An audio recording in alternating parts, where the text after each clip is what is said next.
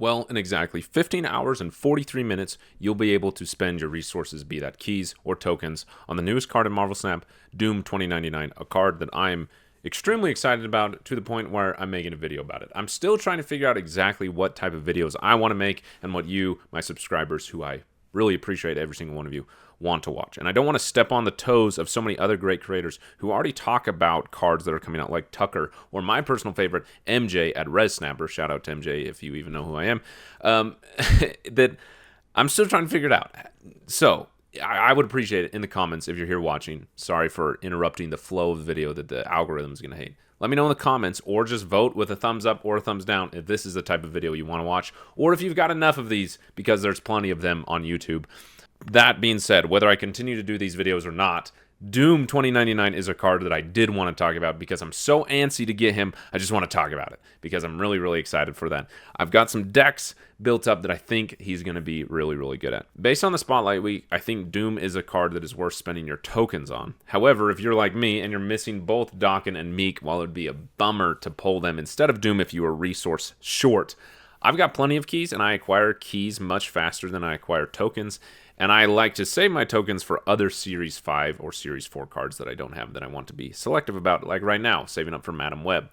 So I'm going for keys. If I end up getting Daken and Meek, so be it. They're two cards I don't have. I'll probably make a deck with them just because. Nonetheless, Doom is a card that is very, very unique and gonna open up a new type of archetype, a Doom archetype, if you will, a wide archetype, similar to Zoo, but not.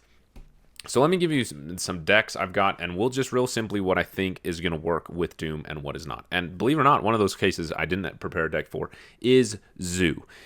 Now, keep in mind when you're building your decks that this Doom deck, this Doom 2099 is going to allow you to have the power to go wide, but you're going to need to go tall somehow to win that second location, right? The problem with Zoom that Gilgamesh kind of solved was that you could go wide, and you could usually win one location because your opponent can't contest two of those that you're winning. And so you win one, but then that third one, they win with their, how tall they get that one location to go. And so Gilgamesh could solve that problem. Similar situation with Doom 2099. So maybe your solution is to go with Gilgamesh. Or not. I don't have Gilgamesh, so I can't go that route. And so what I'm going into is really leaning into the power of that wideness and just boosting up the level of wideness, if that makes sense. Like, I'm just going to raise everything up, which is what you're going to have to do with Doom. So keep that in mind as you do your deck building. And the cool thing is that you can do this with a lot of simple cards, low series cards that I think are going to work really, really well. So separate from that Zoo deck that I didn't come up with, the three that I've got cooking up is, I'll just show you. So the first one I labeled Fill 'em Up, which is just pretty simple. I want to fill up as many locations as I can. I want to focus on winning one in particular, and then I want to put Omega Red there. And so it includes things like Storm shutting down the location, Magic to be able to extend the game, because that one extra turn allows me to get that many more Doom bots, which allows me to go that much wider, right?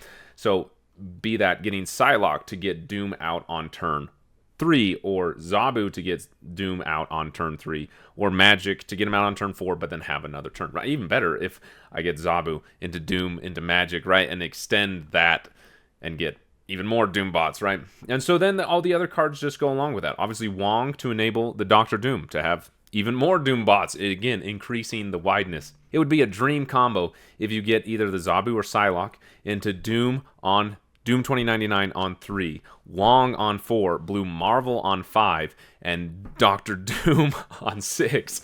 You'd snap at that point. It'd be so good. And so all these other cards are to go along with that ultimate goal.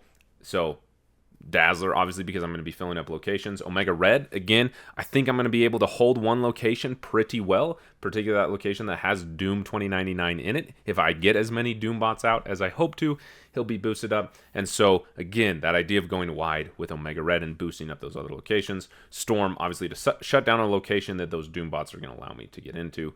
And then Jubilee, again, I can only play one card, but I may need to pull down power. That one card that I was just hoping for. Maybe that Doom is my top deck, and I can pull that down with Jubilee, that type of thing. Again, even if you don't, and I'm only playing one card, even if I just pull down Storm, as an example, or Omega Red, I played one card to meet the requirement of Doom 2099, but I got another. So Jubilee is going to be a pretty big card in this deck. So there's this deck. Obviously, this isn't min-max. This isn't the tightest deck. I'll probably rework it. Nightcrawler doesn't seem like a necessary fit. Yeah, we'll see. Crystal, honestly, is a card that I think about running in a lot of these decks because you want to draw Doom. You want to draw Doom 2099. You know, if you're giving your opponent, you know, there's the trade-off there. But, yeah, that card draw. You don't want to be waiting for Doom and get it 2099 and get him on turn 6, as an example. So moving on to the next deck, which is the risky one, which ignore this Patriot. This is supposed to be Crystal. I clicked the wrong one and Untap doesn't let you change it. I didn't notice. Anyway, this is Crystal. Hopefully I changed it in the edit. So yeah, here's similar idea, but again, this one's a little bit riskier. Like I'm kind of going for the gusto here, expecting the ability to go wide, and that leans into this Electro angle, right? So Echo, Yondu, they're just there because they're good one-drops, right? Get a little bit of disruption. But then Ebony Maw and Goose, Ebony Maw just power out early for, you know, a heavy amount, and then Goose preventing my opponent from getting into locations that I'll be able to get into. Patriot, obviously, to boost the the Doom bots, or as you can see here, potentially if I go with Ultron, because the hope is, and again, how does that work out if I play Electro and Patriot? I don't know. I'm still trying to figure it out. But the idea is that I want to give myself options. And if I'm being honest, I should probably take out Odin for Blue Marvel as well. I think that's just a little bit greedy, expecting to be having Electro. So probably am going to take that out, believe it or not. But if you do go that route, you know, again, these aren't min-max. They're not totally tight. But the idea is that Electro allows you to play Doom on 4, and then now on turn 5 and 6 you can play 2 6-drops, so be that Doom or Spectrum or Doom and then Onslaught into the location that a lot of these Doom bots are in, whatever it may be, or maybe it's Doom and then it's Ultron. So again, you're just filling up locations, and so that one central location that has Doom, Doctor Doom, and Ultron in one location, I mean, that's going to get pretty tall, and then the rest you just fill with other cards, you know, getting buffed however they do. So this one is just, it's more risky. I think this one is going to be the worst of all of them, if that makes sense. Again, this is supposed to be Crystal, not Patriot. So again, please don't get that confused.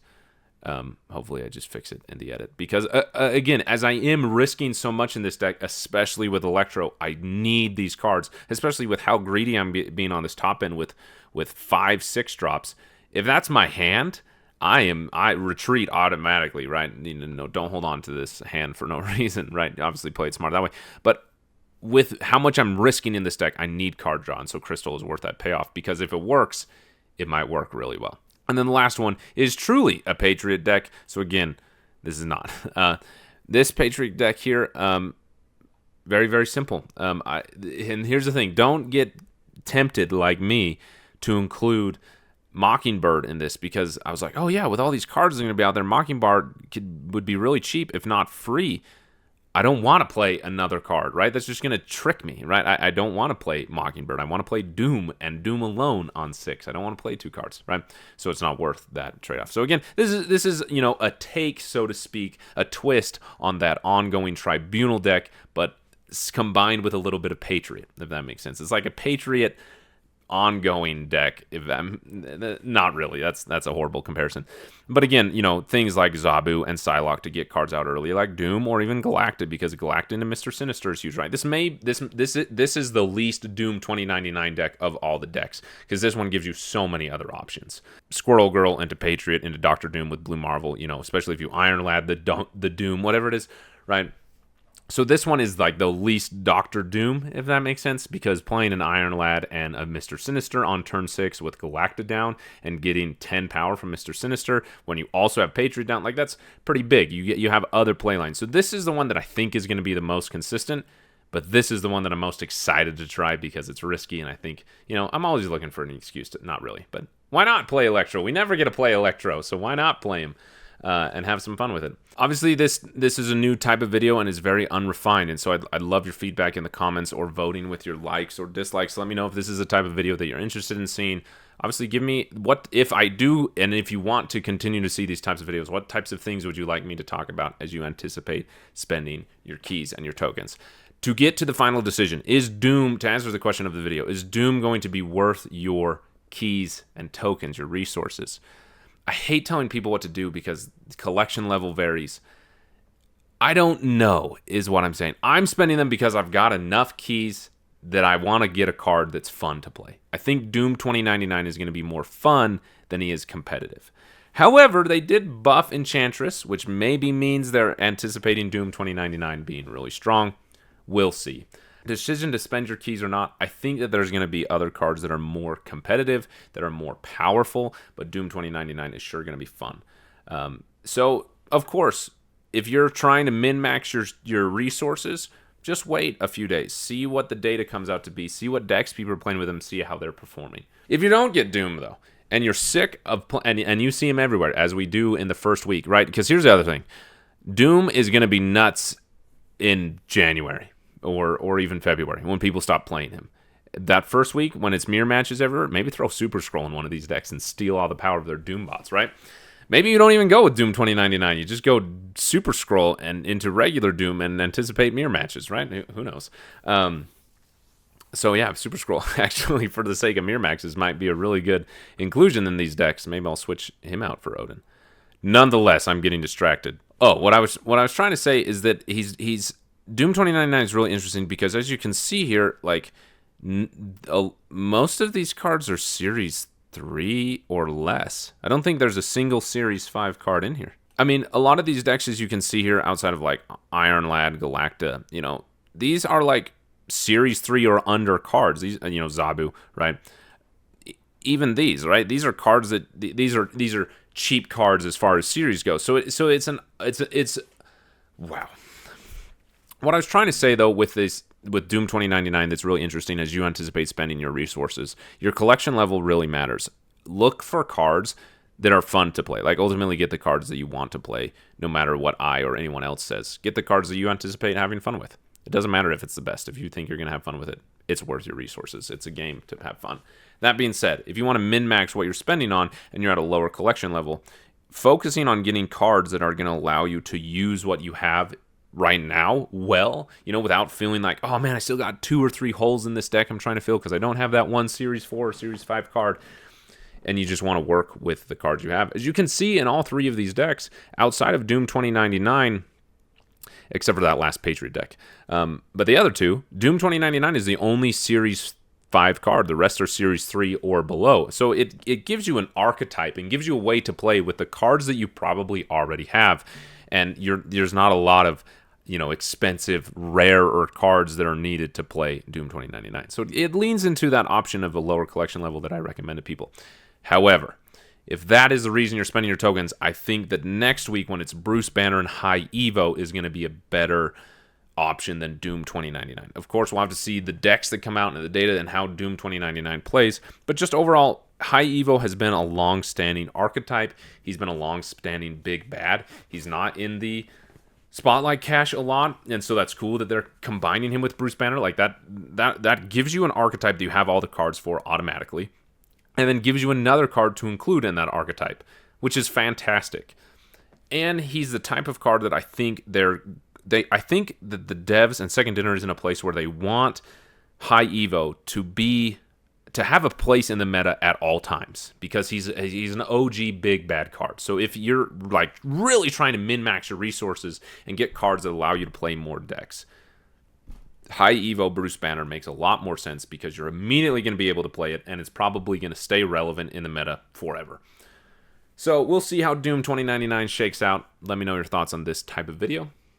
And if you've made it all the way to the end and you noticed you are not subscribed, if the YouTube subscribe button just did a little flicker because I said the word, I would appreciate it if you push the button and help me get to 500 by the end of the year and help me begin to achieve a long-time goal I've had. So I appreciate every single one of you who are subscribed, all those who keep watching and commenting on the videos. Like, I genuinely appreciate every single one of you. So let me know if you like this type of video. Again, I appreciate you. See you in the next video, and we'll see how Doom 2099 shakes out.